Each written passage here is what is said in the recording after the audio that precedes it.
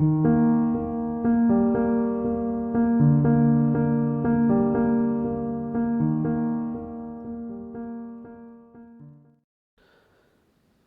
दोस्तों, आज हम पढ़ेंगे पेडागोजी की कुछ बेहद खास बातें। Lesson plan, unit plan, different approaches, teaching technology, शैक्षिक तकनीक, कुछ मेथड्स के बारे में जो आपके लिए न केवल साइकोलॉजी बल्कि language first, language second, even आपके सब्जेक्ट में भी बहुत महत्वपूर्ण रहने वाली है। तो कुछ फास्ट डिस्कशन करूँगा मैं आज। तो शुरू करते हैं।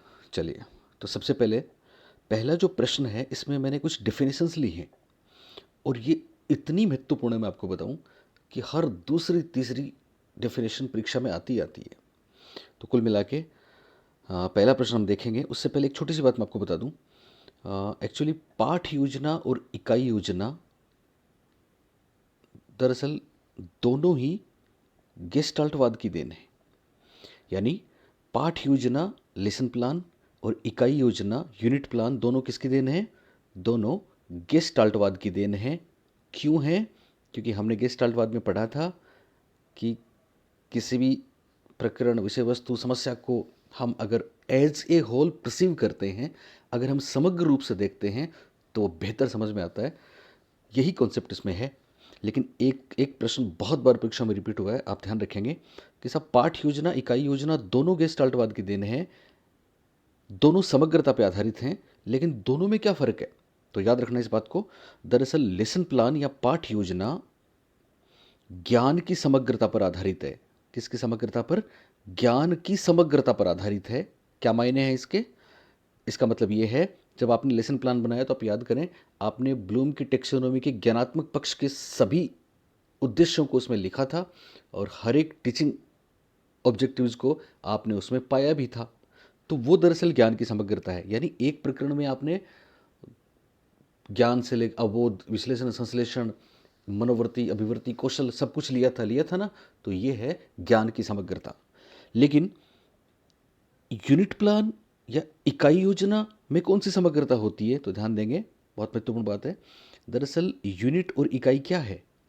यूनिट एक जैसे कॉन्सेप्ट वाले बहुत से टॉपिक्स को मिला के बनती है। इसलिए इकाई में विषय वस्तु की समग्रता होती है, इकाई में कंटेंट्स की इंटीग्रिटी होती है। ये काफ़ी अहम बात है जो आपको ध्यान रखनी है। पाठ योजना याद रहेगी आपको। पाठ योजना में ज्ञान की समग्रता होती है और इकाई या यूनिट में विषय वस्तु की या कंटेंट्स की या सिलेबस ओरिएंटेड इंटीग्रिटी होती है, या फिर विषय वस्तु की समग्रता होती है। ये पहली बात है जो आपको ध्यान रखनी है। अब डेफिनेशन है लेसन प्लान की। पहला प्रश्न देखिए, शिक्षण व्यवस्था के सभी पक्षों के व्यवहारिक रूप का आलेख ही पाठ योजना। बहुत आसान है। शिक्षण व्यवस्था के सभी पक्षों के व्यवहारिक रूप का आलेख यानी उनको लिखना ही पाठ योजना है। परिभाषा किसने दी? तो चार ऑप्शंस आपके सामने हैं। पहला है आई के डेविस, दूसरा एन एल बोसिंग, तीसरा बाइनिंग एंड बाइनिंग और चौथा है हर्बर्ट स्पेंसर। तो इसका आंसर है ऑप्शन नंबर एक, आई के डेविस। याद रखेंगे, आई के डेविस साहब की परिभाषा है कि पाठ योजना क्या है? पाठ योजना एक तरीके से व्यवहारिक रूप में लिखना है। किसको लिखना है? शिक्षण व्यवस्था के सभी पक्षों को। याद रहेगा। लगभग ऐसा ही स्टेटमेंट देने वाले हैं एन एल बोसिंग साहब, और दोनों की परिभाषाएं, दोनों में से एक तो जरूर पूछी जाती है। तो एन एल बोसिंग साहब की परिभाषा क्या है? थोड़ा सा फर्क है। इन्होंने बोला है कि साहब, शिक्षण क्रियाओं तथा शिक्षण उद्देश्यों के आलेख को पाठ योजना कहते हैं। शिक्षण क्रियाओं तथा शिक्षण उद्देश्यों, तो शिक्षा व्यवस्था शिक्षण क्रिया तो है ही, पर आप शिक्षण उद्देश्य शब्द और ध्यान रखेंगे, ठीक है ना। तो शिक्षण क्रियाओं एवं शिक्षण उद्देश्यों के आलेख को पाठ योजना कहते हैं। किसने बोला? एन एल बोसिंग साहब ने बोला। ये आप नोट डाउन कर लें। यानी शिक्षण व्यवस्था के सभी पक्षों के व्यवहारिक रूप का आलेख पाठ योजना किसने कहा? आई के डेविस ने। और शिक्षण उद्देश्यों तथा शिक्षण क्रियाओं के आलेख को पाठ योजना कहते हैं, ये किसने कहा? एन एल बोसिंग साहब ने कहा। और इसी तरह बाइंडिंग एंड बाइंडिंग साहब ने क्या कहा, इन्होंने दरअसल पाठ्य योजना में हम लेसन प्लान बनाते समय जो भी करते हैं ना, उन सबको लिपिबद्ध किया है अपनी डेफिनेशन में। और ये कहते हैं कि साहब पाठ्य योजना में उद्देश्यों को परिभाषित करना, पाठ्य वस्तु का चयन करना, पाठ्य वस्तु को क्रमबद्ध व व्यवस्थित करना तथा प्रस्तुतिकरण की विधियों व क्रियाओं का निर्धारण करना शामिल है। Binding and binding. Binding and binding की परिभाषा आप नोट डाउन कर लें, महत्वपूर्ण है तीनों ही परिभाषाएं। इन्होंने ये बोला है कि पाठ्य योजना में क्या क्या शामिल होता है, तो एक तो इन्होंने बोला उद्देश्यों को परिभाषित करना, तो हम करते ही हैं। दूसरा उन्होंने बोला पाठ्य वस्तु का चयन करना, तो बिल्कुल कंटेंट से तभी तो पाठ्य योजना बनेगी। तीसरा इन्होंने बोला पाठ्य वस्तु का चयन तो कर लिया, पर उसको व्यवस्थित और क्रमबद्ध भी तो करेंगे, तो व्यवस्थित और क्रमबद्ध करना। यानी बाइंडिंग एंड बाइंडिंग साहब की परिभाषा, पाठ्य योजना में क्या शामिल होता है, उद्देश्यों को परिभाषित करना, पाठ्य वस्तु का चयन करना, पाठ्य वस्तु को क्रमबद्ध करना, पाठ्य वस्तु को व्यवस्थित करना और प्रस्तुतिकरण की विधियों व क्रियाओं का निर्धारण करना है। यानी हम क्लासरूम में किस तरह से इस कंटेंट को प्रेजेंट करेंगे, तो वो विधियां और वो क्रियाएं भी हम यहाँ पे बताएंगे। ये पाठ्य योजना है, ऐसा बोला बाइंडिंग एंड बाइंडिंग ने। तो तीनों परिभाषाएं बहुत खास हैं, आपको ध्यान रखना है। आई के डेविस ने बोला है शिक्षण व्यवस्था के सभी पक्षों का व्यवहारिक आलेख ही पाठ्य योजना है। एन.एल. बोसिंग साहब ने बोला है शिक्षण उद्देश्यों और शिक्षण क्रियाओं के आलेख को पाठ्य योजना कहते हैं। और बाइंडिंग एंड बाइंडिंग ने कहा है कि पाठ्य योजना में शिक्षण उद्देश्यों को परिभाषित करना, पाठ्य वस्तु का चयन करना, क्रमबद्ध करना, व्यवस्थित करना और प्रस्तुतिकरण की विधियों और क्रियाओं का निर्धारण करना ही पाठ्य योजना है। यहाँ पे दो बातें मैं आपको और बताने वाला हूँ, दोनों बेहद खास हैं। एक तो आई के डेविस साहब की एक बात जो अक्सर परीक्षा में आई है, इन्होंने संपूर्ण शिक्षण व्यवस्था को 4 चरणों में बांटा है। कितने चरणों में बांटा है? 4 चरणों में बांटा है। और ये 4 चरण बताए हैं आई के डेविस ने, जो बहुत बार परीक्षा में पूछे गए हैं। कौन से 4 चरण हैं? पहला है प्लानिंग। पहला क्या है? प्लानिंग। दूसरा है, अब देखो इंग्लिश के शब्द हैं तो फिर हिंदी में कोई भी नाम आ सकता है। पहला है प्लानिंग, दूसरा है ऑर्गेनाइजेशन, तीसरा है प्रोसेस, बहुत आसान है, और चौथा है कंट्रोल। यानी प्लानिंग, ऑर्गेनाइजेशन, प्रोसेस और कंट्रोल, ये 4 चरण किसने बताए? आई के डेविस साहब ने बताए। हिंदी में प्लानिंग के स्थान पे, मतलब प्लानिंग को आप तर्जुमा करें तो आयोजन भी बोल सकते हैं, तैयारी भी बोल सकते हैं। तो कभी आपको आयोजन मिलता है, कभी तैयारी मिलती है, ठीक है ना। तो पहला स्टेप है आयोजन अथवा तैयारी। दूसरा ऑर्गेनाइजेशन, तो ऑर्गेनाइजेशन के बहुत से नाम हो सकते हैं। ऑर्गेनाइजेशन को हम व्यवस्था भी कह सकते हैं, ठीक है। ऑर्गेनाइजेशन को हम संगठन भी कह सकते हैं।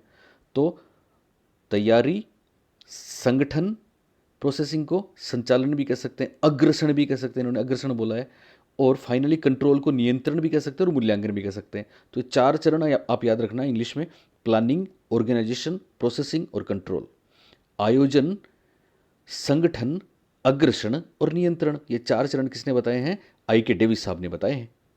और हर्बर्ट स्पेंसर एक नाम हमने ऑप्शंस में इसलिए दिया कि बहुत से कमेंट्स बच्चों के मेरे पास आते रहते हैं कि सर हर्बर्ट स्पेंसर और J F. Herbert, John Frederick Herbert, हम इन दोनों में बहुत कन्फ्यूज हैं। तो आपको कन्फ्यूजन बिल्कुल आज हम दूर कर देंगे। दरअसल पाठ्य योजना से संबंधित जो हर्बर्ट साहब हैं, जिनका आयाम है, वो हैं जॉन फ्रेडरिक हर्बर्ट। वो हैं जॉन फ्रेडरिक हर्बर्ट, जो अमेरिका के साइकोलॉजिस्ट हैं, जो पेडागोजी के एक फाउंडर के रूप में भी जाने जाते हैं। और ये हैं हर्बर्ट स्पेंसर। ये दरअसल कौन है? ये हैं इंग्लैंड के। और हर्बर्ट स्पेंसर की 2 बातें आप याद रखेंगे। एक तो हर्बर्ट स्पेंसर ने एक बुक लिखी थी जिसका नाम है सर्वाइवल ऑफ द फिटेस्ट। और जब भी सर्वाइवल ऑफ द फिटेस्ट की बात करें तो हम सबको डार्विन साहब याद आते हैं ना।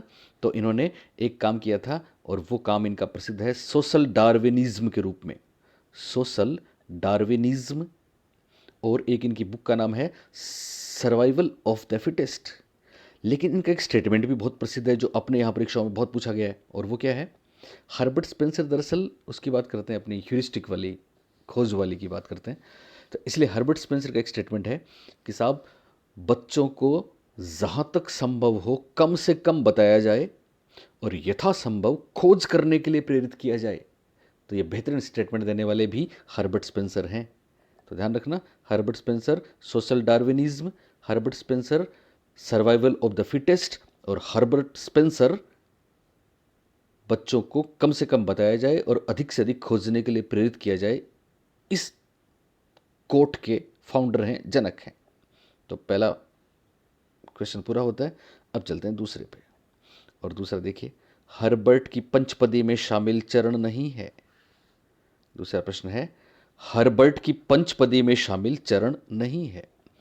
तो देखो, हर्बर्ट की पंचपदी जो अपने देश में भी खूब फॉलो की जाती है, हालांकि अपने देश में एनसीईआरटी और आरसीईएम की बनाई हुई लेसन प्लान ज़्यादा महत्वपूर्ण है, पर हर्बर्ट की पंचपदी भी बहुत फॉलो की गई है।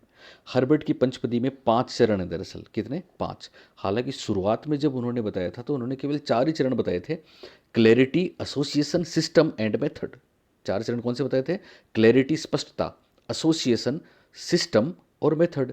पर बाद में इनके एक शिष्य थे जिलर, जिन्होंने क्लैरिटी और स्पष्टता वाला जो सोपान है ना उसके 2 भाग कर दिए, प्रस्तावना और प्रस्तुतिकरण।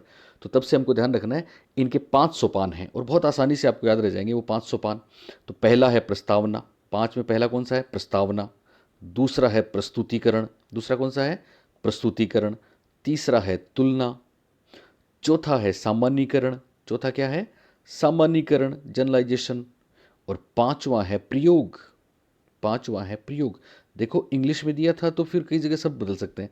जैसे इंग्लिश में उन्होंने दिया था प्रिपरेशन या फिर इंट्रोडक्शन भी आ सकता है, तो प्रस्तावना भी आ सकता है, तैयारी भी आ सकता है, कुछ और भी आ सकता है, ठीक है ना। दूसरा प्रेजेंटेशन, प्रस्तुतिकरण। तीसरा तुलना, तो ध्यान देंगे एसोसिएशन भी है, ठीक है, कंपेरिजन भी है, ऐसा कोई नाम आ जाए। चौथा है सामान्यीकरण, जनरलाइजेशन, और पांचवा है प्रयोग, एप्लीकेशन। तो हर्बर्ट की पंचपदी के 5 चरण आप याद रखेंगे, प्रस्तावना, प्रस्तुतिकरण, तुलना, सामान्यीकरण और प्रयोग।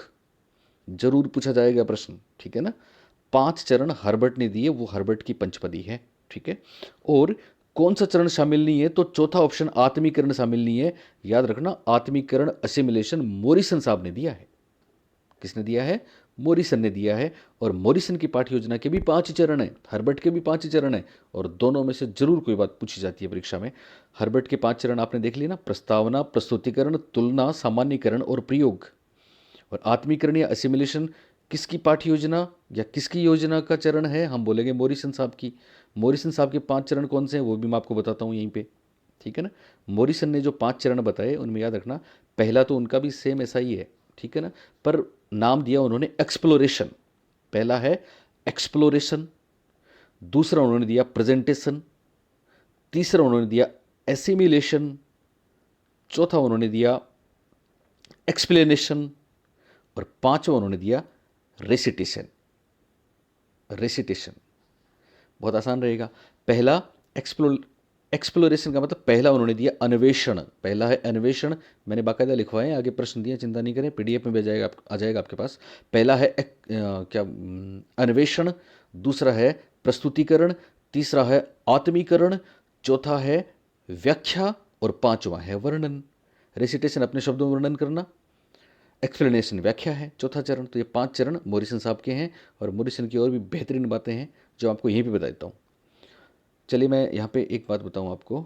चलिए चलिए मैं आगे बताता हूँ, आगे जब आगे इनके आयाम आएंगे अलग से तब हम बात करेंगे। चलिए, तो यहाँ तक क्लियर हुआ आपको। हर्बर्ट की पंचपदी में शामिल चरण नहीं है, आंसर क्या हो जाएगा?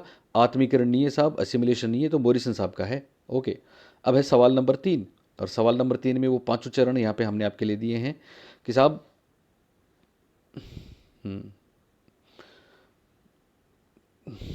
चलिए तीसरा प्रश्न है, अन्वेषण, प्रस्तुतिकरण, आत्मीकरण, व्याख्या और वर्णन पाठ योजना के चरण किसने बताए? तो सही जवाब है ऑप्शन नंबर 4, मोरिसन ने बताए साहब। किसने बताए? मोरिसन ने बताए। ध्यान रखना है यहाँ पे कि मोरिसन ने ये 5 चरण बताए, लेकिन सबसे महत्वपूर्ण माना है आत्मीकरण को, असिमिलेशन को। असिमिलेशन का मतलब मोरिसन दरअसल समझने पे जोर देते हैं, मास्टरी पे जोर देते हैं। बोध उपागम था ना इनका, हमने बताया था आपको लास्ट वीडियो में। तो समझना तभी होगा जब असिमिलेट कर लेगा बच्चा, ठीक है। तो आत्मीकरण को सबसे महत्वपूर्ण माना। हर्बर्ट ने किसको महत्वपूर्ण माना पता है? हर्बर्ट ने पूर्व ज्ञान को महत्वपूर्ण माना, अनुभव को महत्वपूर्ण माना, मोरिसन ने आत्मीकरण को महत्वपूर्ण माना, मूल्यांकन आयाम के निर्माता ब्लूम ने शैक्षिक उद्देश्य को महत्वपूर्ण माना। तो सबके कुछ अलग अलग है। ब्रिटिश आयाम एक है, वहाँ पे शिक्षक को महत्वपूर्ण माना जाता है, शिक्षक के एफर्ट इंपॉर्टेंट माने जाते हैं। तो यहाँ पे आप ध्यान देंगे 5 चरण हो गए मॉरिसन साहब के। बोलिए कौन कौन से? पहला अन्वेषण, दूसरा प्रस्तुतिकरण, तीसरा आत्मीकरण, चौथा व्याख्या और पांचवा वर्णन मॉरिसन ने बताए। इसके अलावा आप देखिए इसमें 3 ऑप्शंस और हैं और तीनों की कोई ना कोई खास बात है। पहला है एलन तथा रेयोन। तो याद रखना, नोट कर लेना इस बात को। एलन, DW एलन एक्चुअली इनका नाम है। ये माइक्रो टीचिंग में भी साथ रहे और इन्होंने रेयोन के साथ मिलकर एक बहुत बेहतरीन चीज़ दी जिसको हम बोलते हैं शिक्षण कौशल, टीचिंग स्किल्स। नाम सुना आपने? शिक्षण कौशल कभी आपने पढ़ा हो, श्यामपट्ट कौशल, प्रश्न पूछने का कौशल, उद्दीपन परिवर्तन का कौशल। तो अलग अलग ये जो स्किल्स हैं, इनका विकास, इनका निर्माण, इनको नाम देने वाले कौन थे? एलन तथा रेयोन। तो याद रखेंगे, एलन तथा रेयोन किससे संबंधित हैं? एलन तथा रेयोन ने शिक्षण कौशल बताए और इन्होंने पता है कुल कितने शिक्षण कौशल बताए? 14, 14। ये 14 का फिगर आप याद रखना, ये 2 जगह काम आता है। एक तो अपनी RCEM regional college of education Mysore ने हमारे देश में जो लेसन प्लान बनाया, उसमें भी 14 स्टेप्स हैं, उसमें भी 14 स्टेप्स हैं। हालांकि RCEM की एक बात मैं आपको पहले बता चुका हूँ कि RCEM ने उद्देश्यों को व्यवहारिक रूप में लिखा, तो वहाँ पे उन्होंने व्यवहारिक टर्म यूज़ नहीं करी, बल्कि उन्होंने मानसिक योग्यता शब्द काम में लिया और उन्होंने 17 मानसिक योग्यताएं बताई थी।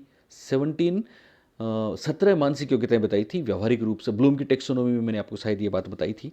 लेकिन साथ में RCEM ने 14 स्टेप्स बताए हैं लेसन प्लान के, पाठ योजना के। कितने स्टेप्स बताए हैं? 14 RCEM ने। और यहाँ शिक्षण कौशल भी 14 बताए हैं। किसने? एलन तथा रेयोन ने। तो एलन तथा रेयोन का नाम याद रखना। इन्होंने शिक्षण कौशल बताए, टीचिंग स्किल्स बताए 14। ओके। इसके अलावा एक देखिए सेकंड ऑप्शन में हार्वे केपल लेक्सिंगटन, महत्वपूर्ण नाम है, बहुत महत्वपूर्ण नाम है। हार्ले केपल व लेक्सिंगटन कौन है? एक्चुअली हार्वे हैं। हार्वे फ्रांसिस केपल इनका नाम है और लेक्सिंगटन ये हार्वर्ड विश्वविद्यालय के एडुकेटर थे। इन्होंने एक विधि दी जो आपने बहुत बार परीक्षा में देखी होगी, दैट वाज टीम टीचिंग। वो क्या थी? टीम टीचिंग, जिसको हम क्या बोलते हैं हिंदी में? जिसको हिंदी में हम बोलते हैं दल शिक्षण। ओके। तो दल शिक्षण के जनक हैं हार्वे केपल लेक्सिंगटन। याद रखना, हार्वे केपल और लेक्सिंगटन ने हार्वर्ड विश्वविद्यालय में टीम टीचिंग या दल शिक्षण का इजाद किया। दल शिक्षण क्या होता है? दल शिक्षण दरअसल SST में बहुत काम, साइंस में भी है, आपके सेकंड ग्रेड में ये सारे मेथड्स हैं। तो दल शिक्षण में क्या होता है? दल शिक्षण में एक ही सब्जेक्ट के बहुत से टीचर्स आते हैं और वो बच्चों को पढ़ाते हैं। तो फिर उनको बच्चों को बहुत मज़ा आता है ना, एक्सपर्ट चीज़ मिल जाती है। हर टीचर हो सकता है एक टॉपिक में कोई दूसरा एक्सपर्ट हो, दूसरे में कोई दूसरा हो, पर वो एक साथ पढ़ाते हैं, सभी आपस में डिस्कस करते हैं। तो एक बेहतरीन चीज़ होती है जिसको बोलते हैं टीम टीचिंग, जिसको बोलते हैं दल शिक्षण। तो दल शिक्षण के जनक हुए हार्वे, फ्रांसिस केपल व लेक्सिंगटन, जो अमेरिका में हार्वर्ड विश्वविद्यालय में थे और वहाँ उन्होंने इसका विकास किया। हार्वर्ड में बहुत से काम हुए साहब। इसी तरह से कीथ एचिसन, रॉबर्ट बुश व एलन, ये वही एलन है जो इनके साथ भी जुड़े हैं। तो कीथ एचिसन का नाम जहाँ भी आए, रॉबर्ट बुश व एलन इनके साथ थे। दरअसल इन्होंने पहले कोई काम किया था, बाद में कीथ एचिसन ने उसको नाम दिया। और आप बता सकते हैं कीथ एचिसन ने क्या दिया था? कीथ एचिसन ने दिया था माइक्रो टीचिंग। कौन सी टीचिंग? माइक्रो टीचिंग, जिसको हम बोलते हैं सूक्ष्म शिक्षण। कौन सा शिक्षण? सूक्ष्म शिक्षण या माइक्रो टीचिंग। जो मेरे बच्चे पढ़ चुके हैं मेरे से, वो जानते हैं, हमने आपको बताया था माइक्रो टीचिंग और सूक्ष्म शिक्षण भी स्किनर की देन है। किसकी देन है? स्किनर की देन है, जिन्होंने अभिक्रमित अनुदेशन दिया था। तो अभिक्रमित अनुदेशन और सूक्ष्म शिक्षण या फिर प्रोग्राम्ड लर्निंग और माइक्रो टीचिंग दोनों स्किनर की देन है। ये ध्यान रखेंगे आप एक्स्ट्रा बात। और माइक्रो टीचिंग या सूक्ष्म शिक्षण भी हार्वर्ड विश्वविद्यालय में विकसित हुआ था। 1961 में ये विकसित हुआ था। टीम टीचिंग 1957 में विकसित हुई थी वहाँ पे, ठीक है। और आपके ये जो है ना शिक्षण कौशल एलन तथा रेयोन, ये 1969 में विकसित हुए थे। तो डेट शायद आपको नहीं पूछेंगे, पर फिर भी आप ध्यान रखेंगे, एलन तथा रेयोन हार्वर्ड विश्वविद्यालय शिक्षण कौशल दिए। हार्वे, केपल और लेक्सिंगटन ने हार्वर्ड विश्वविद्यालय में टीम टीचिंग या दल शिक्षण दिया। और कीथ एचिसन, रॉबर्ट बुश व एलन ने सूक्ष्म शिक्षण ईजाद किया, माइक्रो टीचिंग ईजाद किया। और मॉरिसन इस प्रश्न का आंसर है साहब। अन्वेषण, प्रस्तुतिकरण, आत्मीकरण, व्याख्या, वर्णन, पाठ्य योजना के चरण किसने बताए? मॉरिसन ने बताए साहब। यहाँ एक और महत्वपूर्ण बात मैं आपको बता दूं। दरअसल मॉरिसन ने इकाई योजना का प्रतिपादन किया। वैसे हम आपको बता चुके हैं कि ये भी गेस्टाल्टवाद की देन है। तो मॉरिसन ने इकाई योजना का प्रतिपादन किया जिसमें पूर्ण से अंश की तरफ बढ़ते हैं, पूर्ण से अंश।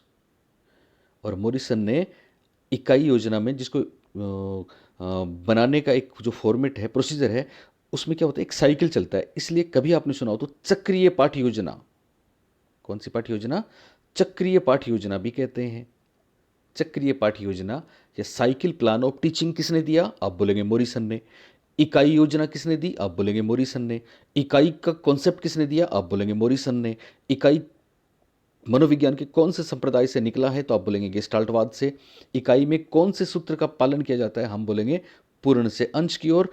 और मॉरिसन ने कितने चरण बताए अपनी इकाई के या फिर अपनी पाठ योजना के? तो हम बोल देंगे साहब 5 चरण बताए उन्होंने। और 5 चरण कौन से हैं हम आपको अभी बता चुके हैं। अन्वेषण, प्रस्तुतिकरण, तीसरा सबसे महत्वपूर्ण आत्मीकरण, चौथा व्याख्या और पांचवा वर्णन। ध्यान रखेंगे मॉरिसन ने सबसे महत्वपूर्ण किसको माना? तो हम बोलेंगे आत्मीकरण या असिमिलेशन को माना। Okay, next, fourth one. अब देखो सूक्ष्म शिक्षण। चौथा प्रश्न देखिए, सूक्ष्म शिक्षण में लगने वाला समय कितना है? अपने यहाँ रीट में भी पूछा जा चुका है, आरटेट में पूछा जा चुका है, सेकंड ग्रेड फर्स्ट ग्रेड में तो आता ही आता है। सूक्ष्म शिक्षण में लगने वाला समय कितना है? 10 मिनट, 36 मिनट, 45 मिनट या 12 मिनट? तो यहाँ पे मैं आपको बता दूं राइट आंसर करेंगे 36 मिनट, 36 मिनट। हालांकि रेयोन ने सूक्ष्म शिक्षण में 45 मिनट भी बताया है, लेकिन हमको ध्यान रखना है, हमको 36 मिनट ही इसमें आंसर करना है। ठीक है, पहली बात तो ये है कि इसमें ऑप्शंस में 45 मिलेगा ही नहीं। अगर मिलता है, दोनों आएंगे तो 36 मिनट ही करेंगे, इसको ऑथेंटिक मानेंगे। क्यों? इसलिए कि साहब सूक्ष्म शिक्षण में देखो दो बातें याद रखनी है सूक्ष्म शिक्षण की। एक तो सूक्ष्म शिक्षण दरअसल वो तरीका है, आपने पढ़ा है ना, कि जिसमें 5 से 10 बच्चों की 5 से 10 मिनट की क्लास। तो बिल्कुल मान सकते हैं इस बात को। यानी जब आप ट्रेनिंग करते हैं, जब आप शिक्षण के कौशल सीखते हैं, शिक्षण की विधा सीखते हैं, तो उस समय अलग अलग कौशल आपको सिखाए जाते हैं। और वो एक जो इनोवेशन है वो माइक्रो टीचिंग या सूक्ष्म शिक्षण के नाम से प्रसिद्ध है। सूक्ष्म शिक्षण नाम दिया था कीथ एचिसन ने हार्वर्ड विश्वविद्यालय में। और सूक्ष्म शिक्षण में क्या होता है? सूक्ष्म शिक्षण में कम टाइम होता है, कम बच्चे होते हैं, और एक साथ सभी टीचिंग स्किल्स को इंक्लूड नहीं करते, बल्कि एक एक करके हर एक स्किल को सीखा जाता है। और जो बहुत महत्वपूर्ण बात है वो है इसमें लगने वाला समय और इसके स्टेप्स। तो याद रखेंगे सूक्ष्म शिक्षण या माइक्रो टीचिंग के 6 स्टेप्स हैं। कितने? 6। बहुत आसानी से याद रहेगा। पहला स्टेप है प्लानिंग। पहला क्या है? प्लानिंग, प्लान का मतलब लेसन प्लान नहीं है, बल्कि ये माइक्रो टीचिंग प्लान है, सूक्ष्म शिक्षण का प्लान है जो आपने बनाया है। तो पहला स्टेप हो गया प्लान के बाद हम पढ़ाएंगे बच्चों को, ठीक है ना, उनको जो सिमुलेटेड क्लास भी हो सकती है, कोई भी हो सकते हैं। तो दूसरा हो गया टीच। पहला हुआ प्लान, दूसरा हुआ टीच। और पढ़ाने के बाद फिर जो भी लोग बैठे हैं, रिकॉर्डिंग हो रही है या ऑब्जर्वर बैठे हैं या जैसे भी व्यवस्थाएं हैं, वो इस पर चर्चा करते हैं, जिसको बोलते हैं फीडबैक। तो 3 बात याद रखना। पहली बात है प्लान, दूसरा स्टेप है टीच या टीचिंग, तीसरा है फीडबैक। अब फीडबैक मिलता है तो फिर वापस 3 स्टेप ही आ जाएंगे। तो फिर वापस क्या होता है? रीप्लान होता है, रीप्लानिंग या रीप्लान चौथा स्टेप होता है। रीप्लान के बाद में रीटीचिंग होती है, रीटीच होता है, तो रीटीच 5वां स्टेप है। और फिर रीफीडबैक होता है जो छठा स्टेप है। तो इस तरह से सूक्ष्म शिक्षण का एक साइकिल है, मैं आपको बता दूं, जिसमें सबसे पहले है प्लानिंग, उसके बाद में है टीचिंग, उसके बाद में है फीडबैक, उसके बाद में है रीप्लानिंग, उसके बाद में है रीटीचिंग, और फिर छठा और आखिरी स्टेप है रीफीडबैक।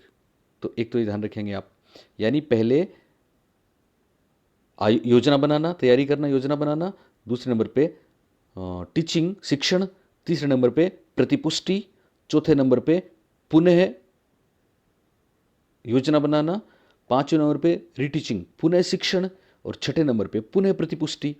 अब इसमें समय कितना लगता है? तो पहली जो प्लानिंग है उसका समय, उसमें समय नहीं बताया गया है, ठीक है ना। और बाकी सब में आप 6-6 मिनट याद रख लेना। इसमें 6 मिनट लगेंगे, ठीक है, इसमें 6 मिनट लगेंगे, और इधर जो दोनों हैं, तीनों हैं, इनमें भी 6-6 मिनट, इसमें भी 6 मिनट, इसमें भी 6-6 मिनट, इसमें भी 6-6 मिनट। एक ये रह गया आपका फीडबैक, ठीक है ना। रीफीडबैक में 6 मिनट हो गए, ठीक है, रीटीचिंग में 6 मिनट हो गए, रीप्लानिंग में 6 मिनट हो गए, और टीचिंग में 6 मिनट हो गए। माफ़ करें, फिर क्या रह गया? हाँ, एक करेक्शन करें यहाँ पे, टीचिंग में 6 मिनट हो गए, प्लानिंग में कोई टाइम नहीं लेंगे, फीडबैक में 6 मिनट हो गए, ठीक है, इधर रीफीडबैक में भी 6 मिनट हो गए, और रीटीचिंग में भी 6 मिनट हो गए। पर ये रीप्लान जो है ना, इसमें 12 मिनट करेंगे। रीप्लान में कितने करेंगे? 12 मिनट। अब आप इनको जोड़ेंगे तो 6 6 12, 12 24 और 6 6 12 36, तो कुल मिला के 36 मिनट्स। सूक्ष्म शिक्षण माफ करें, सूक्ष्म शिक्षण का टाइम कितना हो जाएगा? 36 मिनट। टोटल समय कितना हुआ? 36 मिनट। पहला जो स्टेप था प्लानिंग, उसमें कितना समय लगा? 6 मिनट। दूसरा जो स्टेप था, माफ करें, पहला जो स्टेप है प्लानिंग है, उसमें उसमें कोई टाइम नहीं है, 0 मिनट। दूसरा जो स्टेप है प्लानिंग के बाद, दूसरा स्टेप क्या था? टीचिंग, उसमें 6 मिनट। उसमें कितने लगे? 6 मिनट।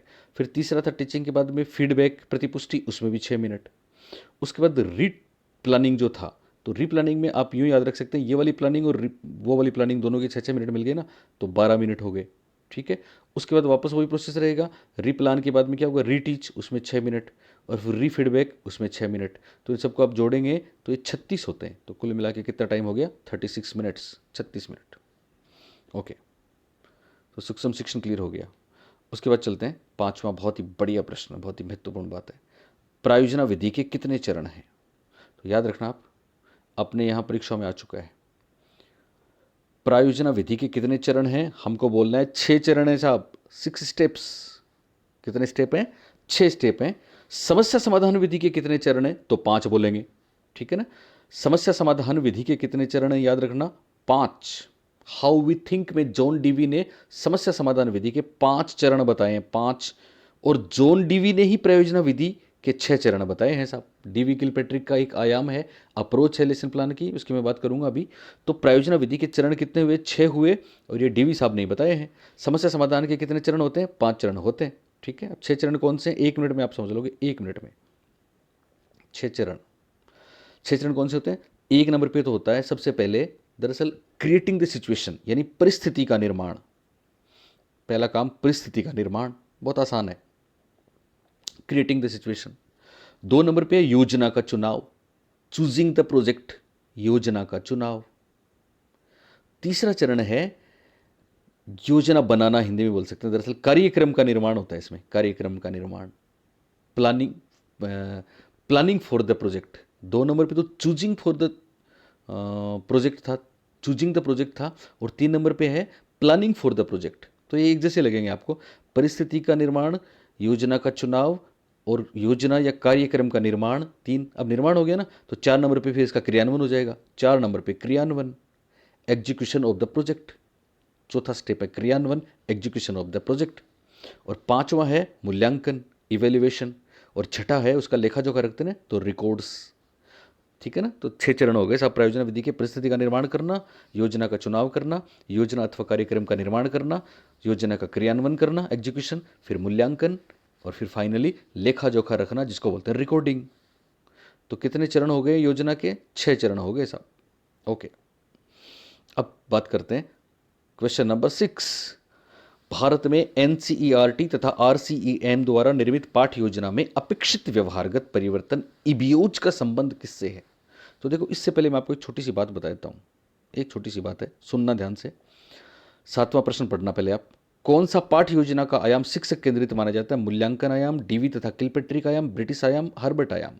तो देखो, ये पाठ्य योजना की कुछ अप्रोचेज होती हैं, कुछ कुछ आयाम होते हैं जिन पे प्रश्न आता है, तो उनकी चर्चा करेंगे हम। तो सबसे पहले देखो, हर्बर्ट आयाम की बात करते हैं। कौन सा आयाम? हर्बर्ट आयाम। दरअसल हर्बर्ट आयाम हमारे देश में भी लागू है, और हर्बर्ट आयाम बेसिकली अमेरिका से आया है। हर्बर्ट ने अपने आयाम में, आपको पता है ज्ञान स्तर दिया था इन्होंने, ठीक है ना। तो हर्बर्ट ने अपने आयाम में अनुभव को बहुत महत्वपूर्ण माना, और ये कहा कि साहब नया ज्ञान छात्रों के पूर्व ज्ञान से जोड़ देंगे तो फिर बेहतर होगा। तो एक अनुभव, एक पूर्व ज्ञान इन्होंने महत्वपूर्ण माना, और इन्होंने शिक्षार्थी को भी महत्वपूर्ण माना।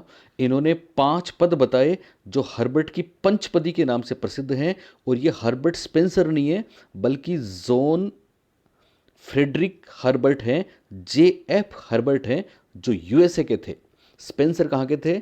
इंग्लैंड के थे, और ये यूएसए के हैं। तो हर्बर्ट आयाम ये हो गया। उसके बाद दूसरा आप देखेंगे मोरिसन आयाम के बारे में आपको बता चुका हूँ, उन्होंने 5 चरण दिए, इकाई दी, चक्रीय पाठ योजना दी, और मोरिसन असिमिलेशन को महत्वपूर्ण मानते हैं, और मोरिसन ने बौद्ध स्तर की बात करी थी। ठीक है। उसके बाद तीसरा आयाम है मूल्यांकन आयाम। ये भी यूएस से आया है, मूल्यांकन आयाम। और मूल्यांकन आयाम में केवल आप एक बात का ध्यान रखना कि मूल्यांकन आयाम देने वाले हैं बीएस ब्लूम। तो ब्लूम साहब ने कौन सा आयाम दिया? मूल्यांकन आयाम दिया। और ब्लूम ने क्या किया? ब्लूम ने संपूर्ण शिक्षण प्रक्रिया को एक ट्राइंगल के रूप में पेश किया, एक त्रिभुज के रूप में पेश किया, जिसमें सबसे पहले ऊपर हैं उद्देश्य, शिक्षण उद्देश्य, टीचिंग ऑब्जेक्टिव्स। तो 1 नंबर पे हुए उद्देश्य, और यहां 2 नंबर पे हुए लर्निंग एक्सपीरियंसेस, अधिगम अनुभव, और 3 नंबर पे हुए मूल्यांकन के उपकरण, tools and techniques of evaluation. तो टीचिंग ऑब्जेक्टिव्स, लर्निंग एक्सपीरियंसेस और tools and techniques of the evaluation, ये ट्रायंगल देने वाले हैं बीएस ब्लूम। संपूर्ण शिक्षण प्रक्रिया को ब्लूम ने एक ट्रायंगल में पेश किया। और ब्लूम आयाम की खास बात है कि इसमें सबसे इंपॉर्टेंट रहेंगे शैक्षणिक उद्देश्य। ये बहुत बार पूछा जा चुका है, क्योंकि पहले जो उद्देश्य तय होंगे ना, उन्हीं के आलोक में तो लर्निंग एक्सपीरियंस देंगे हम बच्चों को, और फिर मूल्यांकन किस बात का करेंगे कि हमने जो उद्देश्य तय किए थे वो कहाँ तक मिले, कहाँ तक प्राप्त हुए, यही तो जानेंगे। इसलिए इसमें ऑब्जेक्टिव्स या उद्देश्य महत्वपूर्ण होते हैं। कौन से आयाम में? मूल्यांकन आयाम में। और मूल्यांकन आयाम देने वाले कौन हैं? BS Bloom. ट्राइंगल से एक बात मेरे को याद आ रही है, अभी मैं आपको बता दूं, फिर भूल जाऊंगा। दरअसल एक प्रश्न आपने बहुत बार सुना होगा, बहुत कन्फ्यूजन होगा कि साहब शिक्षण प्रक्रिया को त्रिध्रुवीय किसने माना और द्विध्रुवीय किसने माना? तो याद रखना, संपूर्ण शिक्षण प्रक्रिया बाइपोलर प्रोसेस है, बाइपोलर प्रोसेस है, ये बोलने वाले थे एडम्स। बाइपोलर या द्विध्रुवीय प्रक्रिया किसने बताई? एडम्स ने बताई साहब। दरअसल एडम्स साहब ने एक बुक लिखी थी, बुक का नाम था evolution in education. Evolution in education में एडम्स ने शिक्षा को 2 ध्रुवों में बांटा। एक ध्रुव था टीचर, एक पोल टीचर और दूसरा पोल स्टूडेंट। तो याद रखना, द्विध्रुवीय प्रक्रिया या बाइपोलर प्रोसेस टीचिंग को बताने वाले कौन थे? एडम्स थे, एडम्स। दूसरी बात, ट्राइपोलर, शिक्षण को ट्राइपोलर किसने बताया पहली बार? वो थे जॉन डीवी। जॉन डीवी पढ़ते ना हम। जॉन डीवी बहुत ही एमिनेंट फिलोसफर थे। इन्होंने बहुत से काम किए हैं, उन पे बहुत से प्रश्न आते हैं परीक्षाओं में। जॉन डीवी साहब ने क्या क्या किया, सुनना आप, नोट डाउन भी कर लेना। जॉन डीवी ने एक तो इन्होंने 2 किताबें लिखी थी, दोनों बहुत प्रसिद्ध हैं। एक बुक का नाम है इनकी स्कूल एंड सोसाइटी। क्या नाम है? School and society. सोसाइटी देखते आपको आपका डाउट क्लियर हो गया होगा साहब। एक तो स्कूल एंड सोसाइटी लिखी, एक इन्होंने बुक लिखी डेमोक्रेसी इन एजुकेशन। कौन सी बुक लिखी? Democracy in education. इसलिए तो जॉन डीवी प्रगतिशील शिक्षा या प्रोग्रेसिव एजुकेशन के जनक माने जाते हैं, अग्रदूत माने जाते हैं अमेरिका में। प्रगतिशील शिक्षा का सूत्रपात इन्होंने किया। ठीक है, पहली बुक स्कूल एंड सोसाइटी हो गई, एक इनकी बुक हुई डेमोक्रेसी इन एजुकेशन, एक ये प्रगतिशील शिक्षा के अग्रदूत हैं। और आपको याद है ना, विलियम जेम्स के साथ मिलकर इन्होंने प्रकार्यवाद दिया था, इसलिए एक इन्होंने टर्म दिया था प्रेगमेटिज्म। ये आपने बहुत बार सुना होगा, प्रेगमेटिज्म, या फिर हिंदी में कई बार आपने प्रयोजनवाद ऐसा सुना होगा। ठीक है ना। तो प्रेगमेटिज्म और प्रयोजनवाद क्या होता है, सुन लेना। इन्होंने बोला कि साहब रियल लाइफ के जो एक्सपीरियंसेस हैं उनको आप क्लासरूम से जोड़ दो, बच्चों के एक्सपीरियंस क्लासरूम के जो एक्सपीरियंसेस हैं उनसे जोड़ दो। तो वास्तविक जीवन से जोड़ना प्रेगमेटिज्म कहलाता है। इसलिए इन्होंने पर्यावरण वातावरण को महत्वपूर्ण माना। एक खास बात, इन्होंने लैब स्कूल की वकालत की।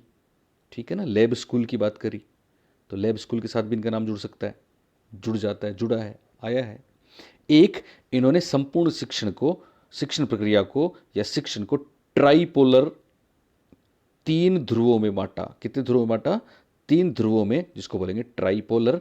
और ये 3 ध्रुव कौन से हैं, यहां पे आपको बहुत ध्यान रखना है।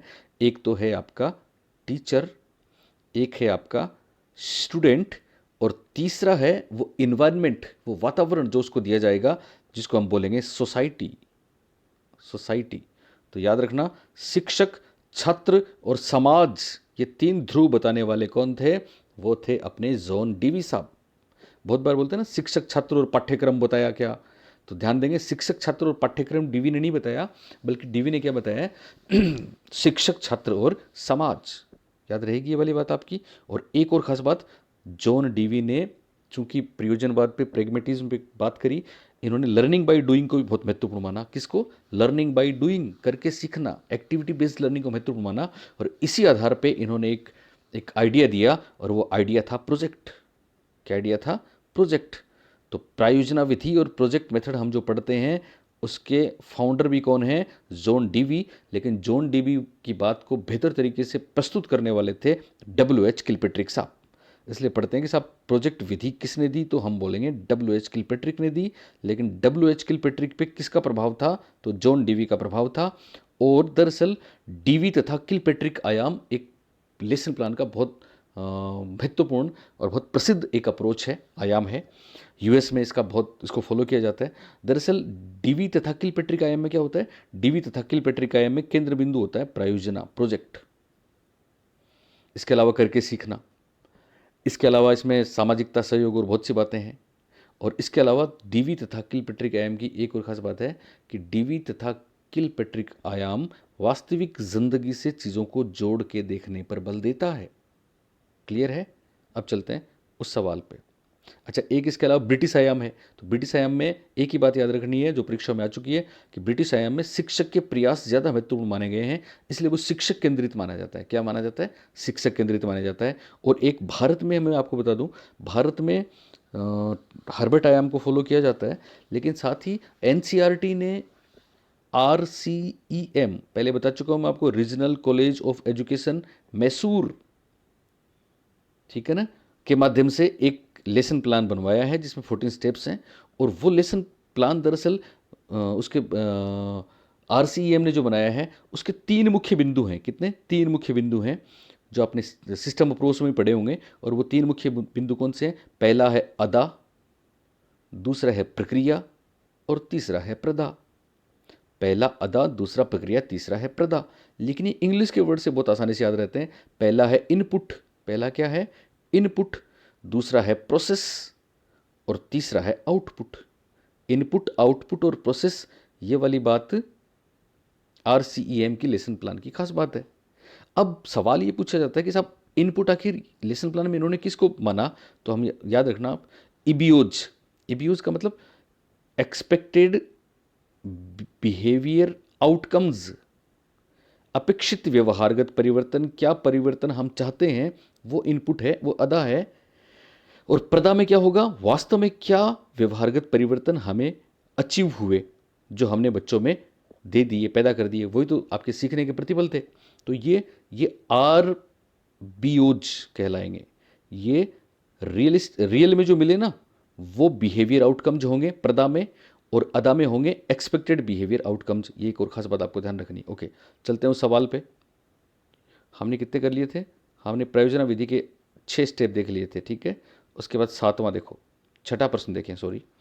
भारत में NCERT तथा RCEM द्वारा निर्मित पाठ्य योजना में अपेक्षित व्यवहारगत परिवर्तन, EBOs, एक्सपेक्टेड बिहेवियर आउटकम्स बोलेंगे। EBOs को क्या बोलेंगे? एक्सपेक्टेड बिहेवियर आउटकम्स का संबंध किससे है? तो अभी हम बात कर रहे थे, यह इनपुट से। किससे है? इनपुट से। आउटपुट में क्या होगा? आर आ जाएगा ई की जगह, रियल बिहेवियर आउटकम्स, ठीक है। प्रोसेस बीच में होता ही है। दूसरी बात याद रखेंगे, RCM और NCERT की पाठ्य योजना में क्या था? ये 3 बिंदु हैं, इनपुट, प्रोसेस और आउटपुट। याद रहेगा आपको? इसका आंसर हो गया इनपुट। चलिए क्वेश्चन नंबर 7, कौन सा पाठ्य योजना का आयाम शिक्षक केंद्रित माना जाता है? तो जवाब है ब्रिटिश आयाम, ठीक है। मूल्यांकन आयाम ब्लूम वाला है। शैक्षिक उद्देश्य महत्वपूर्ण होते हैं। डीवी किलपेट्रिक में योजना महत्वपूर्ण है, करके सीखना महत्वपूर्ण है, प्रयोजन महत्वपूर्ण है। और हर्बर्ट आयाम में वो क्या है आपका? पूर्व ज्ञान महत्वपूर्ण है, अनुभव महत्वपूर्ण है, छात्र तो महत्वपूर्ण है, ठीक है, पर इसमें स्मृति भी महत्वपूर्ण है, इसमें ज्ञान भी महत्वपूर्ण है। Question number 8, okay. और 8 नंबर पे फिर कुछ लोगों ने मेरे को कमेंट किया था, सर टीचिंग टेक्नोलॉजी के बारे में कुछ बताओ। तो मैं 2 मिनट में बताता हूँ आपको, चिंता नहीं करें, एक प्रश्न आपको मिल सकता है इसमें से। चलिए, दरअसल शैक्षिक प्रौद्योगिकी एक शब्द है जिसको इंग्लिश में बोलते हैं टीचिंग टेक्निक, और ये टेक्निक शब्द इतना उसमें रच बस गया हमारी भाषा में कि हम शैक्षिक तकनीक हिंदी में भी बोलते हैं, ठीक है ना। तो शैक्षिक तकनीक दरअसल फर्स्ट ग्रेड में वो डिटेल में है। शैक्षिक तकनीक के बारे में 2-3 बातें आप याद रखना। सबसे पहली बात तो ये कि शैक्षिक तकनीक या शैक्षिक प्रौद्योगिकी शब्द पहली बार किसने दिया, तो इसमें आप एक नाम याद रखना, ब्राइमर साहब। ब्राइमर ने पहली बार ये शब्द दिया था, शैक्षिक तकनीक किसने दिया था, ब्राइमर ने। ओके, दूसरी महत्वपूर्ण बात याद रखना आप, इंग्लैंड के ही हैं ये, और वो हैं लुम्सडेने। एक नाम याद रखना, लुम्सडेने। लुम्सडेने साहब ने क्या किया, लुम्सडेने साहब ने शैक्षिक तकनीक के 3 प्रकार बताए साहब। कितने प्रकार बताए, 3 प्रकार बताए। कौन कौन से 3 प्रकार बताए, पहला तो शैक्षिक तकनीक प्रथम, दूसरा शैक्षिक तकनीक द्वितीय, और तीसरा शैक्षिक तकनीक तृतीय। आप बोलेंगे साहब फिर कौन सी इसमें क्या भेद है, तो भेद यहाँ नहीं है, भेद इनके दूसरे नामों में है, वो आते हैं परीक्षा में।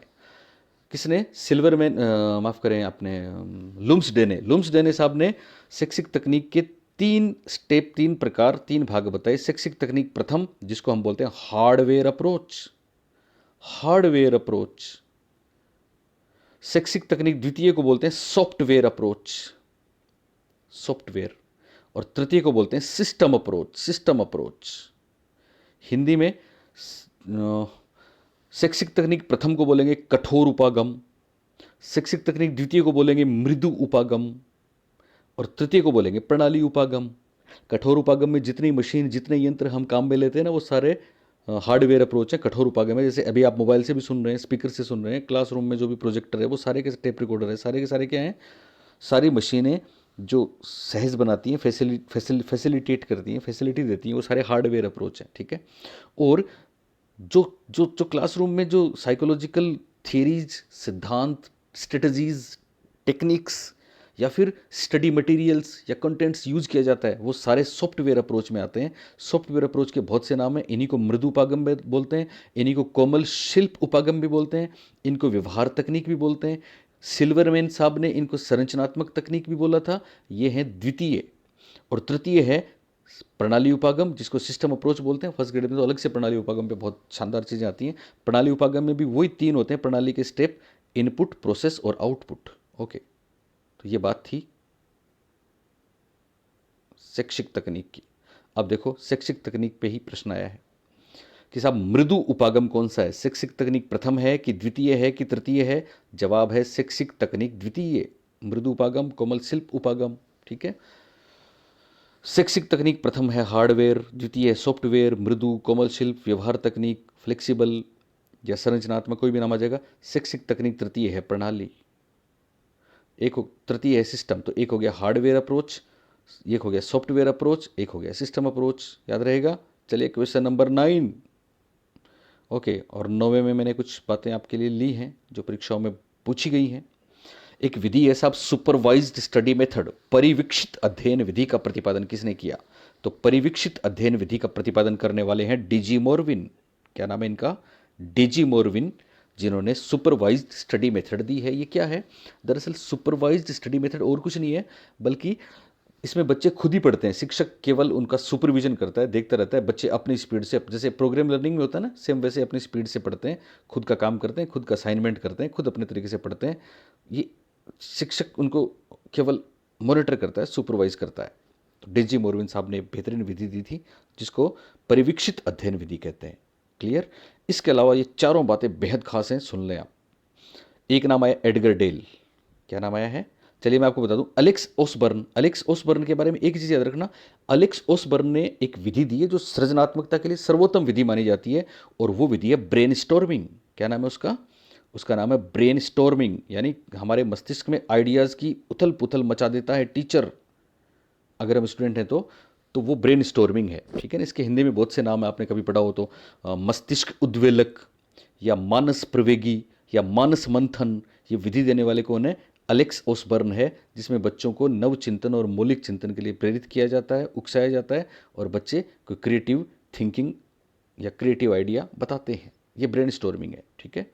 इसी तरह से आसुबेल साहब की और एडगर डेल साहब की बात आपको मैं बताता हूँ, दोनों ही बेहद महत्वपूर्ण है। एडगर डेल पे तो मैं क्या बोलूँ, मैंने कोई परीक्षा देखी नहीं जिसमें प्रश्न आया नहीं हो। दरअसल एडगर डेल कौन है, एडगर डेल ने एक बुक लिखी थी साहब, audio visual methods in teaching. और इस बुक में उन्होंने अपनी जो दृश्य श्रव्य सामग्री होती है ना, टीचिंग लर्निंग मटेरियल, दृश्य श्रव्य सामग्री को प्रभावोत्पादकता के आधार पर वर्गीकृत किया। यानी इन्होंने शिक्षण सहायक सामग्री या शिक्षण अधिगम सामग्री या दृश्य श्रव्य सामग्री या ऑडियो विजुअल एड्स को इस तरह से वर्गीकृत किया कि ये पहले इंसान थे। ऐसा प्रश्न आ चुका है कि वो कौन पहले व्यक्ति थे जिन्होंने दृश्य श्रव्य सामग्री या ऑडियो विजुअल एड्स को उसकी प्रभावशीलता या इफेक्टिवनेस के आधार पर वर्गीकृत किया। तो जवाब आएगा एडगर डेल। और इनका ये जो वर्गीकरण है वो दरअसल एक पिरामिड के रूप में है। किसके रूप में है? एक पिरामिड के रूप में है, एक शंकु के रूप में है। इसलिए इनका ये वाला जो वर्गीकरण है वो कोण, ये कोण के रूप में हुआ ना, कोण, शंकु को कोण बोलते हैं, वो कोण ऑफ एक्सपीरियंस कहलाता है। क्या कहलाता है? कोण ऑफ एक्सपीरियंस देने वाले कौन है? एडगर डेल हैं। हिंदी में इसको बोलेंगे अनुभव शंकु। अनुभव का शंकु किसने दिया? एडगर डेल ने दिया साहब। और अनुभव का शंकु क्या है? अनुभव का शंकु दरअसल वो विजुअल प्रेजेंटेशन है। अनुभव का शंकु या कोण ऑफ एक्सपीरियंस वो एक तरीके से पिरामिड और शंकु में टीचिंग लर्निंग मटेरियल को पेश करने का एक उनका तरीका था नायाब। और इसमें मेनली उन्होंने 4 भाग किए। कितने भाग किए? 4 भाग किए। और 4 भाग में आप देखेंगे सबसे ऊपर तो है अमूर्त शब्द। यानी इन्होंने कहा कि कौन सी चीज़ें ज़्यादा प्रभावी होती हैं। तो इसमें ऊपर से नीचे चलेंगे ना तो ज़्यादा प्रभावी चीज़ें आएंगी। सबसे कम प्रभावी होते हैं अमूर्त शब्द। जैसे शब्दों के माध्यम से हम किसी को बताएं तो उसको कम समझ में आता है। हालांकि डेविड आसुबेल ने तो अमूर्त शब्दों के माध्यम से भी कमाल कर दिया था। उनकी बात करेंगे थोड़ी सी। तो पहले है अमूर्त शब्द। 2 नंबर पे है अप्रक्षेपी सामग्री। अप्रक्षेपी सामग्री नॉन प्रोजेक्टेड मटेरियल कौन सा होता है? आपका बोर्ड है, आपका मॉडल है, आपका कोई चार्ट है, ये सारे अप्रक्षेपित है। 3 नंबर पे आएगा प्रोजेक्टेड या प्रक्षेपित सामग्री। यानी ऊपर से नीचे चल रहे हैं तो प्रभावी सामग्री आती जा रही है। तो अप्रक्षेपी से प्रक्षेपी प्रभावी होती है। प्रक्षेपी क्या है? प्रक्षेपी में आपकी वही है सारी अपना फिल्म स्ट्रिप है, प्रोजेक्टर पे दिखाते हैं, ठीक है। इसके अलावा फिल्में भी आप इसमें कह सकते हैं। ये सारी प्रक्षेपी सामग्री हैं। टीवी को भी कह सकते हैं। फिर 4 नंबर पे है जो सबसे प्रभावी है, जो सबसे बॉटम में है, वो है प्रत्यक्ष अनुभव, डायरेक्ट एक्सपीरियंसेस। और प्रत्यक्ष अनुभव में आप देख सकते हैं, सिनेमा को ले सकते हैं इसमें भी। वैसे प्रत्यक्ष अनुभव में एकांकी को भी ले सकते हैं, रोल प्लेइंग को ले सकते हैं, लेकिन प्रत्यक्ष अनुभव का सबसे बढ़िया एग्जाम्पल है फील्ड ट्रिप, क्षेत्र भ्रमण। आप वास्तव में बच्चों को पर्यटन पे ले जाएं, भ्रमण पे ले जाएं, तो वो क्षेत्र भ्रमण है। तो याद रखेंगे आप, कोण ऑफ एक्सपीरियंस या अनुभव का शंकु किसने दिया? एडगर डेल ने दिया साहब।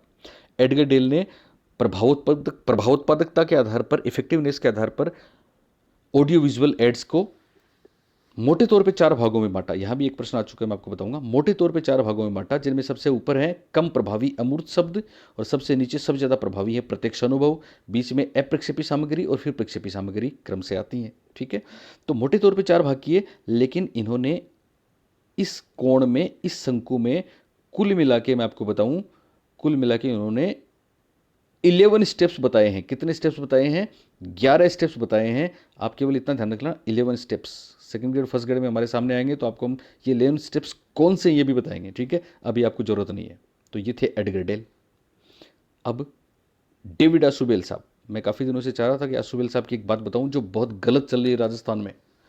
वो प्रश्न घूम रहा है और वो आ गया तो फिर आपका सही हो जाएगा, बाकी पब्लिक का मुझे नहीं पता।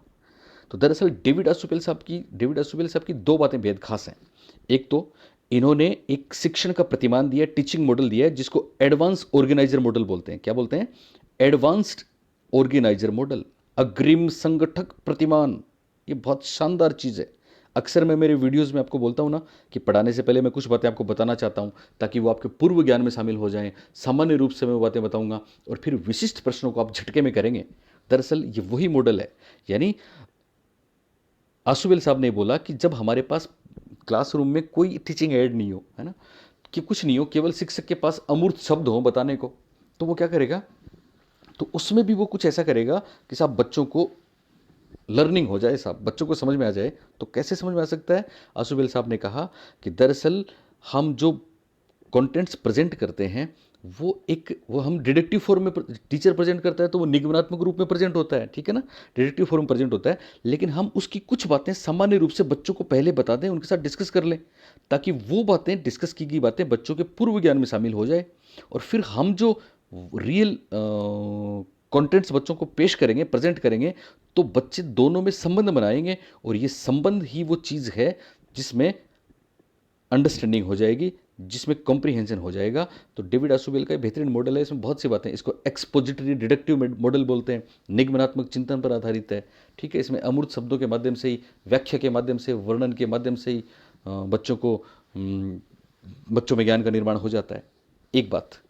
दूसरी बात, डेविड आसुबेल ने अधिगम या लर्निंग की विधियां भी बताई हैं, और उन्होंने लर्निंग की, अधिगम की 4 विधियां बताई हैं साहब। कितनी विधियां बताई हैं?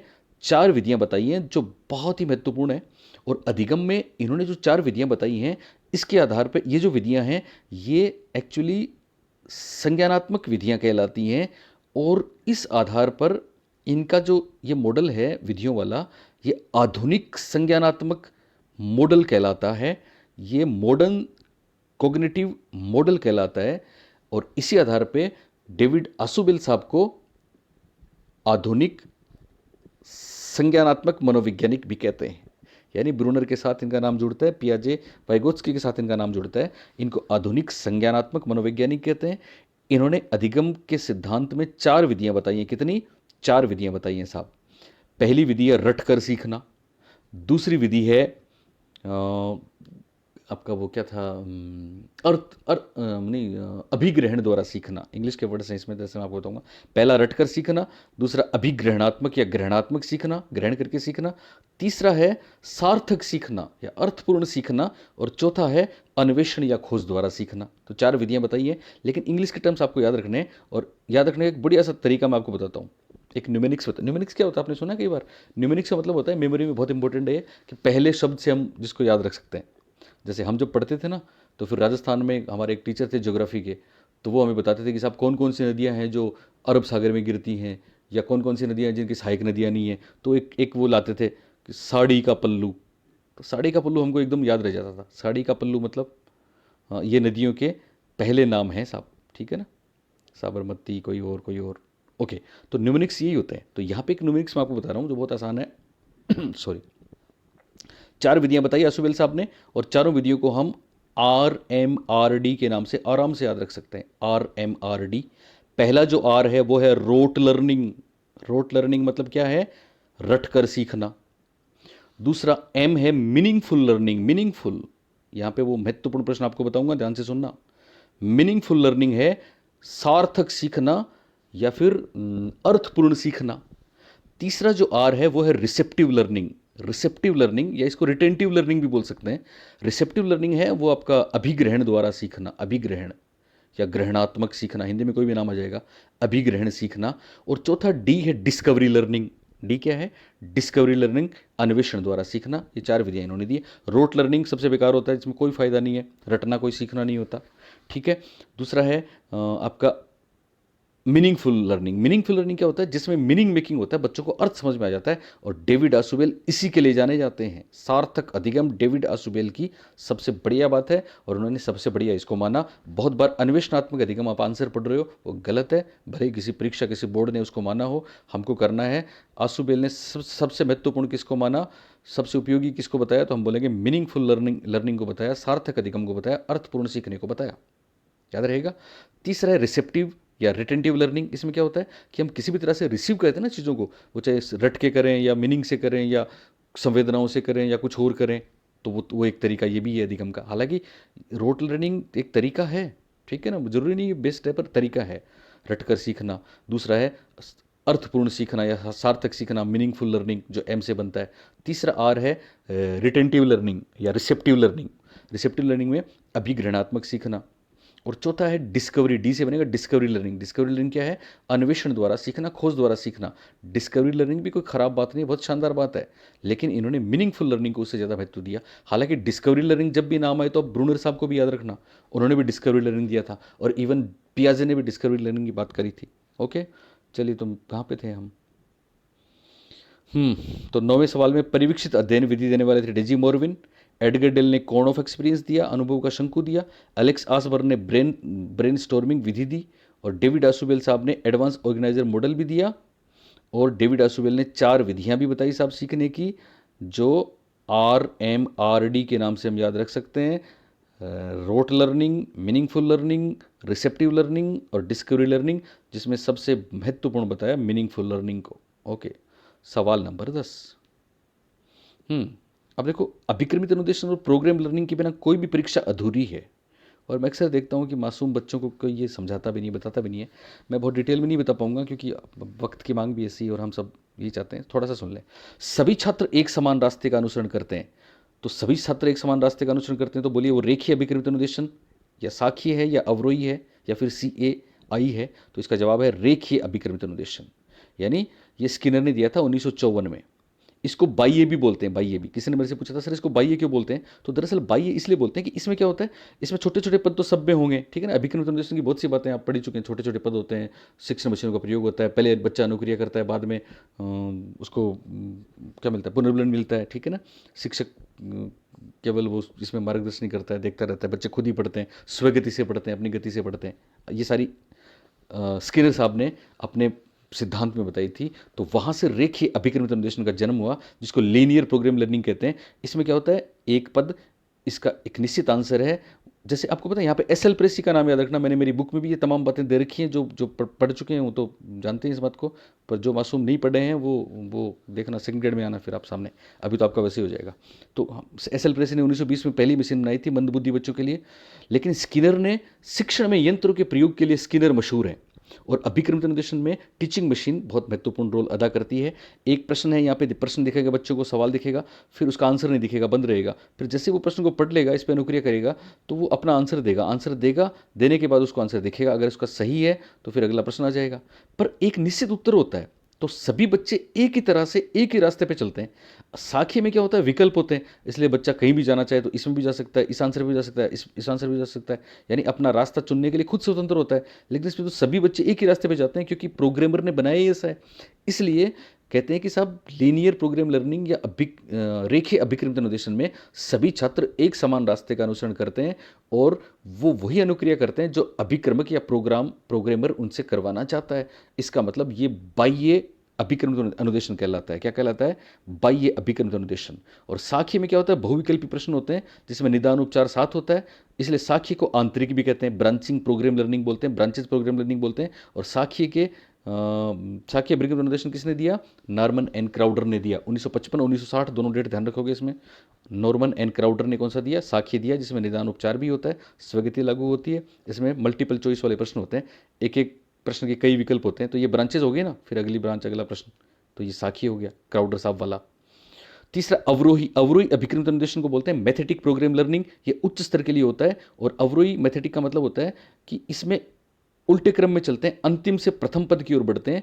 और ये मास्टरी, उच्च स्तर की बात करता है, मास्टरी की बात करता है। तो जहां मास्टरी है वहां अपन विपरीत क्रम में चल सकते हैं। अवरोही अभिक्रमित देने वाले थॉमस एस गिलबर्ट 1962 में दिया था। अवरोही अभिक्रमित किसने दिया था? थॉमस एस गिलबर्ट ने दिया था। गिलबर्ट साहब ने 1962 में दिया था। और चौथा है CAI, ये बहुत बार पूछा जा चुका है। CAI दरअसल क्या? Computer assist instruction.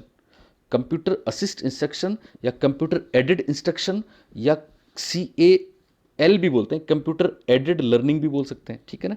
ये दरअसल अभिक्रमित अनुदेशन का एक प्रकार है कि जिसमें शिक्षण में कंप्यूटर का यूज किया। और ये देने वाले हैं स्टुलारो और डेविस, डेनियल डेविस और लॉरेंस स्टुलारो, दो लोगों के नाम हैं। 1965 में इन्होंने दिया था। तो चारों बातें याद रखनी है, रेखीय, साखीय, अवरोही और CAI। ओके, सवाल नंबर 11, बस 2 और बचे, चिंता नहीं करें आप। 11th वाला, कौन सी विश्वसनीयता की एक विधि है? विश्वसनीयता बहुत महत्वपूर्ण, मैं आपको बता चुका हूं।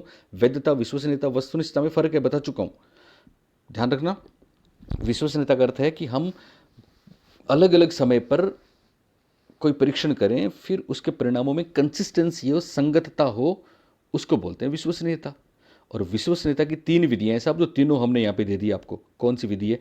परीक्षण, पुनः परीक्षण, टेस्ट रिटेस्ट मेथड, विश्वसनीयता की एक विधि है, रिलायबिलिटी की एक विधि है। समांतर प्रारूप विधि, पैरेलल फॉर्म मेथड भी एक विधि है। और विभक्तार्ध, स्प्लिट हाफ मेथड भी एक विधि है। ये सभी इसका आंसर होगा, ठीक है ना। परीक्षण, पुनः परीक्षण में क्या होगा? अलग अलग समय पर बार बार ओवर द टाइम, है ना, वही परीक्षण लेंगे हम।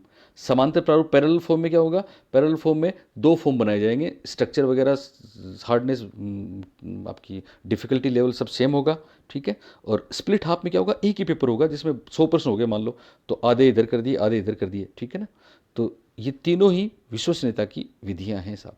ओके, अब है जिग्सा विधि के प्रति, आज का आखिरी सवाल, जिग्सा विधि के प्रतिपादक कौन है, और इसमें मैंने आपको 4 बातें बता दी हैं, बता रहा हूं। जिग्सा विधि के प्रतिपादक कौन है, हेरी ओवरस्ट्रीट, इलियट एरोनसन, ब्राइमर, सिल्वरमैन। तो ब्राइमर साहब को तो बता ही चुके हैं, पहली बार शैक्षिक तकनीक, शैक्षिक प्रौद्योगिकी शब्द बोला।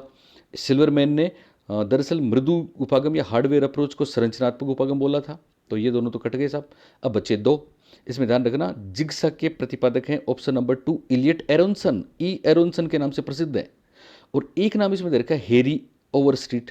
तो दरअसल हेरी ए ओवरस्ट्रीट ने पेनल चर्चा विधि का विकास किया था। किसका किया था, पेनल चर्चा विधि, panel discussion method. Panel discussion method देने वाले कौन है, हेरी ए ओवरस्ट्रीट हैं। पेनल क्या होता है, पेनल का मतलब ये होता है कि जब क्लास में बहुत ज़्यादा बच्चे हों तो हम क्या करते हैं, पैनल बनाते हैं ना, जैसे जैसे इलेक्शन लड़ते हैं साहब, तो फिर क्या कहते हैं कि साहब किसको टिकट मिलेगी, तो साहब हम कहते हैं कि साहब भरतपुर से कौन कौन इलेक्शन लड़ेंगे, किसको मिलेगी, तो साहब राजा साहब लड़ेंगे, राजा साहब का पैनल में नाम है साहब। इसका मतलब 2 3 4 लोगों में नाम आना पैनल होता है। तो क्लास में बहुत से बच्चे होते हैं ना, तो बहुत से बच्चे होते हैं तो क्या करते हैं, उनमें से सबको सबका डिस्कशन नहीं हो सकता, इसलिए कुछ बच्चे, जनरली इसकी एक फिगर है 3 to 7, 3 से 7 बच्चों को छांटते हैं और उनको सामने स्टेज पे बैठाते हैं, वो डिस्कस करते हैं टॉपिक पे, बाकी बच्चे उनको ध्यान से सुनते हैं। एक इनका इनमें सचिव होता है, सेक्रेटरी, वो लिखता जाता है, ठीक है। फिर वापस आके चर्चाएं होती हैं। तो पैनल चर्चा ये होती है जिसमें कुछ बच्चे डिस्कस करते हैं, बाकी बच्चे सुनते हैं। क्लियर है पैनल चर्चा। पैनल चर्चा देने वाले कौन है, हेरी ओवरस्ट्रीट हैं। और जिग्सा विधि के प्रतिपादक कौन हुए, इलियट एरोनसन हुए। जिग्सा विधि आखिर क्या है, तो दरअसल जिग्सा क्या होता है, जिग्सा देखा ना आपने, जिग्सा, जिगजैग, यानी इसमें पूरी क्लास को अलग अलग ग्रुप्स में तोड़ लिया जाता है, अलग अलग ग्रुप्स में बांट लिया जाता है। 5 से 6 बच्चों का ग्रुप होता है और इनको इस तरह से बैठाया जाता है, जैसे मैं आपको बताऊं, जैसे ये बच्चा यहाँ बैठा हुआ है, ठीक है, ये यहाँ बैठा हुआ है, ये यहाँ बैठा हुआ है, या 2 यहाँ पे बैठे हुए हैं, ठीक है, ये 2 बच्चे यहाँ बैठे हुए हैं, ये 2 बच्चे यहाँ बैठे हुए हैं, ये 2 बच्चे यहाँ बैठे हुए हैं, एक दूसरे की तरफ इनका चेहरा है, यानी ये सब डिस्कस कर रहे हैं, ये डिस्कस कर रहे हैं। तो इस तरीके से जिग्सा बनी ना, कोई यहाँ पे कोई यहाँ पे, तो जिग जैग बन गया ये जिग्सा आपस में डिस्कशन कर लेंगे। प्रजातांत्रिक विधि है जिसमें बच्चे, बहुत मजा आता है, बच्चे आपस में चर्चा करते हैं, फिर एक उनका लीडर होता है, फिर इस ग्रुप में क्या डिसाइड हुआ, क्या बातें हुई साहब, ये हुआ, तो फिर इस ग्रुप वाले लीडर को बुलाते हैं, तू इधर आ, आपस में उनको मिलाते हैं, फिर इनको सबको, फिर इनके ग्रुप्स वापस वैसे भी बनाते हैं, मिक्सअप। ओके, तो ये जिग्सा विधि है, इलियट एरोनसन ने दी है। मेरे ख्याल से क्लियर हुआ होगा आपको, ठीक है ना। अब ध्यान रखना एक बात का, मैं 2 वीडियोज़ और डालूंगा। एक तो मैं आपको कुछ बताऊंगा किस तरह से आपको परीक्षा देनी चाहिए, वो लास्ट का रहेगा। उससे पहले मैं चाहता हूँ कि एक रिव्यू में डालूँ, कि कुछ कुछ प्रश्नों का रिव्यू, तो मैं उसको डालूंगा, कोशिश करूँगा। आप लोग पढ़ते रहिए, है ना। Thank you, bye.